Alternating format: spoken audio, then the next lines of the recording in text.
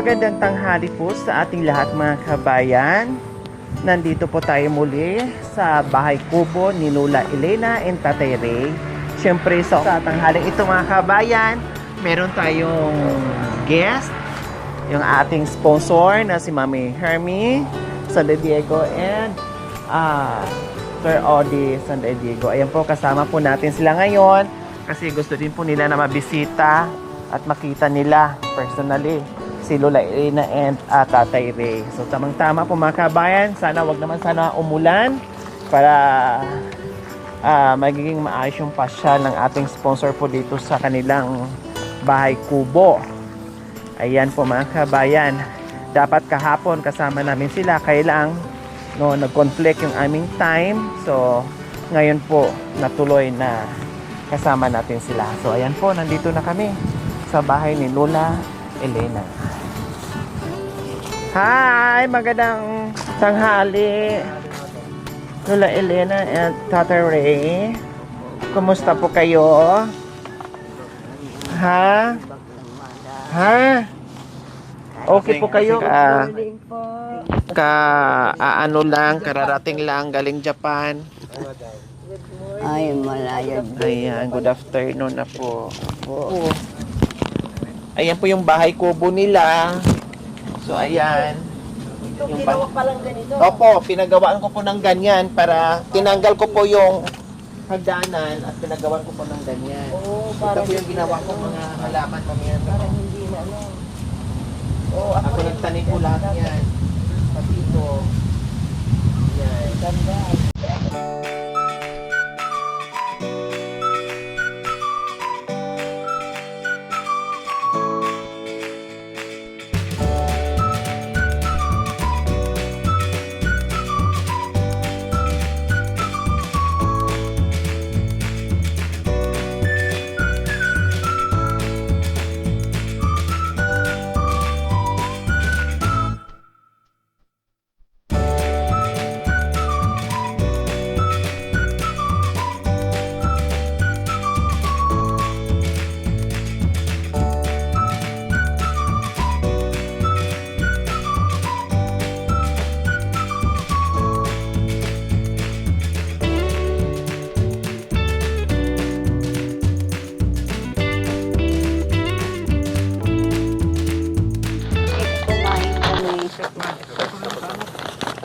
So ayan po mga kabayan, humabol kami sa oras lunchtime, no, kailang tapos na silang kumain ni Lola at ni Tatay Ray. So mayroon kami dalang fruits, mag-fruits na lang sila, no, kung anong sobra namin iwanan naman po namin mga kabayan.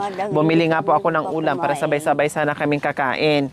Kailang kumain na daw po sila ng lunch, katatapos lang, so magprutas na lang sila mga kabayan. Ayan.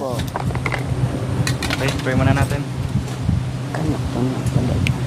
Lord, maraming salamat po sa araw na ito na kasama po namin muli sina Ma'am Hermie at Sir Odi sa aming pagmimisyon na dito sa kila Lola Elena and Tatay Ray.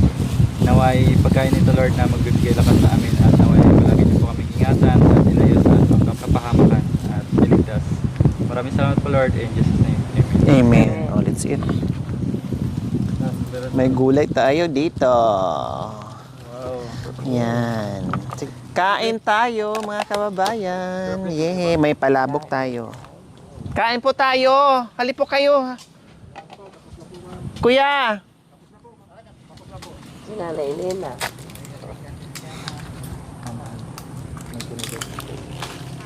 Lola Elena, kain po kayo ng ano, para lalo kayong lumakas. Yung mga prutas dyan. Opo. Sige, kain po kayo dyan.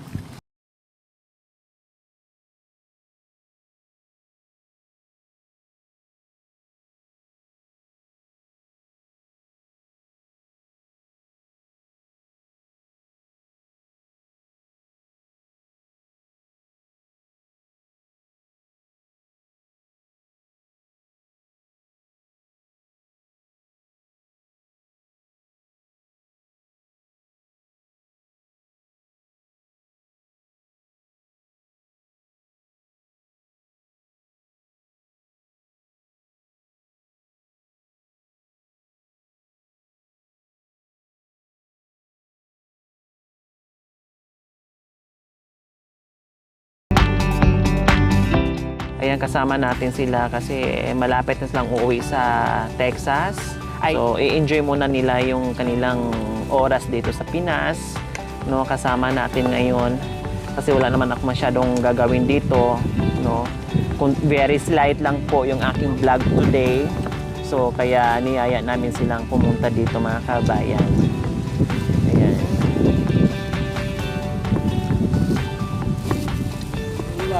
Pupunta po kayo? Opo. Alas 6 nang kumain kami. Mabait na guys sila. Kahit anong sabi ko, huwag kayo na magpo sa amin.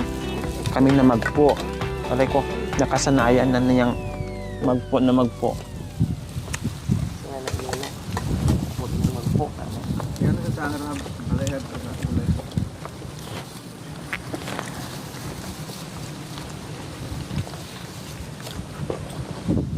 Ang sarap dito, di ba? Fresh air. Yun ang sabi ko, wala.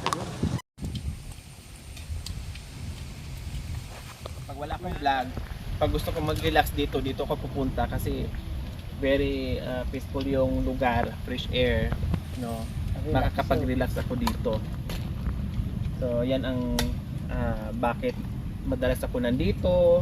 Nag-aano ako ng mga gulay, halaman kasi ito yung magiging hangout ko. Pag yung magbawas ako ng stress. Ganda dito. And then pag yung mga sponsor natin, kasi marami din nagsabi pag nakauwi yung ating mga sponsor ay pupunta sila dito. So at least pag punta na dito, may mga halaman na tayo, may mga gulay na tayo. So pwede natin silang lutuan, pagluto natin ng fresh na mga gulay, fresh from the farm, makapag-relax. Gagawa pa ako dito ng upuan dito sa sa puno ng mangga. So marami akong pwedeng gawin dito. Yung isda na dala ko kahapon, ayun yung manok. Opo. Wala na yung isda. Tabi mo pa yan, Tate Ray? Dati maraming halaman. Tabi mo yan. Walang halaman. Puro damo po ito, nilinis namin. Ito lang ang tatabi ko. Opo. Opo. Bakit dandahan lang po tateri, baka mabiyak yung hollow blocks.